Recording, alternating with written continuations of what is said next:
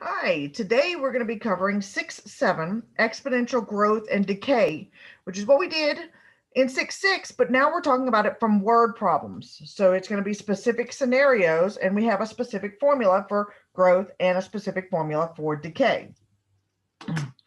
For growth, the formula, and growth is going to be when it increases. When it's talking about increasing, then it is growth. And that formula is y equals a 1 plus r raised to the t. What you may notice is that this is extremely similar to the compound interest formula, which is a form of exponential growth. The a stands for the initial amount. The a is the amount reference, but it's the initial amount. It's what you start with. The r is the growth rate, which is your rate, and that's going to be as a decimal. As a decimal. Make sure you can see everything that I'm writing, yes. Okay, and then the t is time. All right, so here we go. I'll stick with that. T is time. So I'm bolding that. All right, so here we go. Let's look at number 1. It says the original value of an investment is $1,400.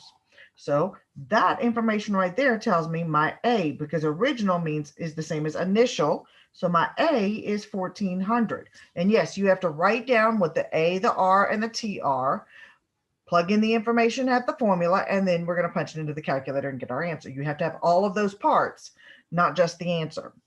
Okay, and the value increases by 9%.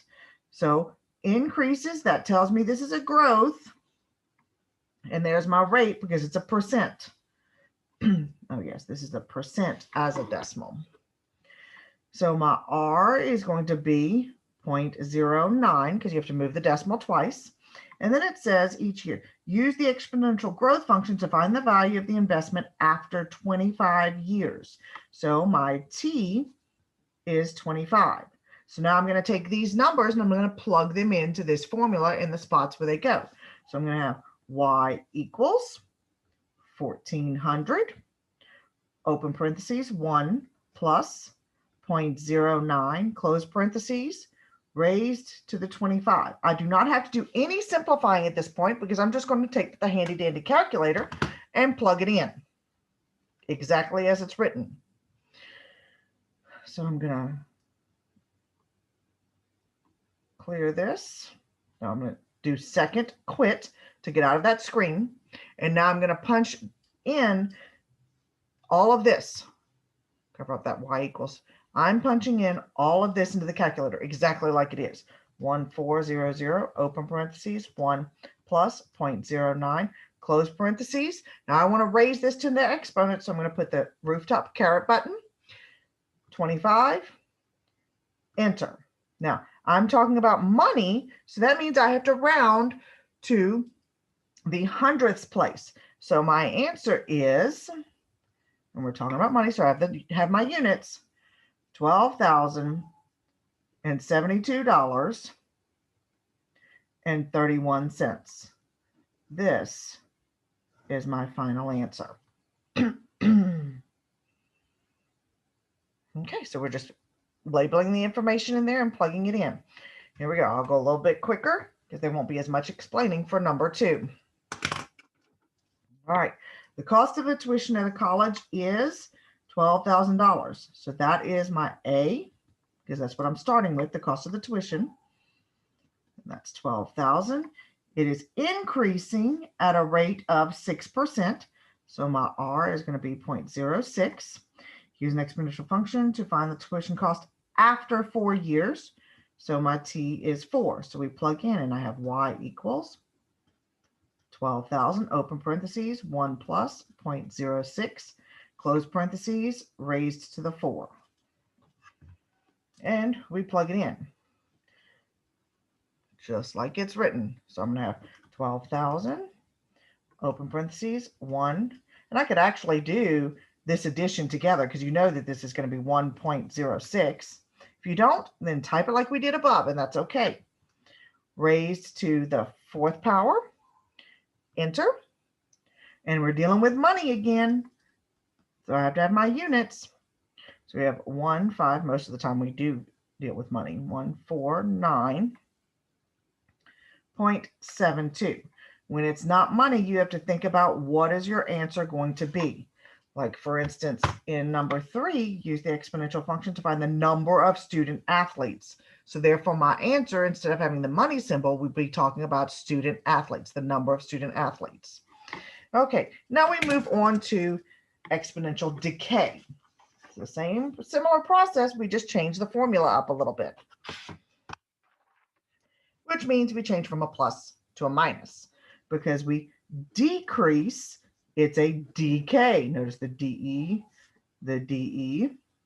and my formula is y equals a, open parentheses, 1 minus r, close parentheses, raised to the t. The same, the symbols means just about the same thing. A is still the initial amount. The R, the only difference, it's the decay rate. Instead of growth rate, it is the decay rate. But it's still the percent as a decimal. And the T is time. Okay, so let's look at number 7. It says the population of the town is decreasing. Decreasing, that's my clue that this is a decay at a rate of 1%. So therefore I know that my R is going to be 0.01. In 2000, there were 1,300 people. Use an exponential function to find the population in 2008. Okay, notice I didn't automatically jump to saying what the A was because I had to finish reading the problem.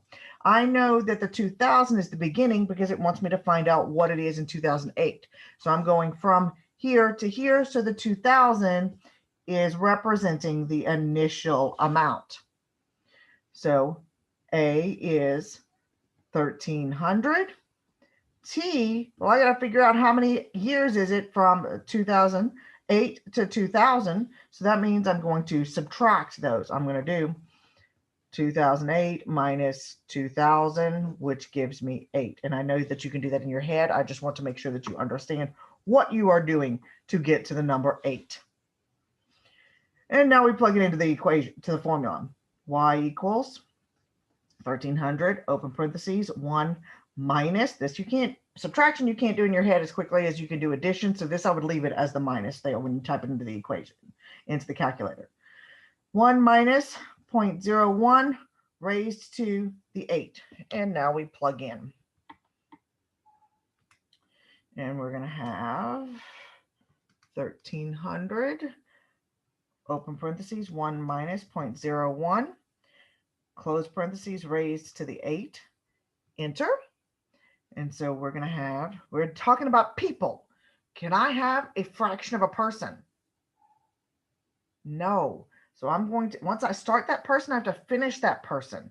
So therefore, this answer here is going to be 1,200 people.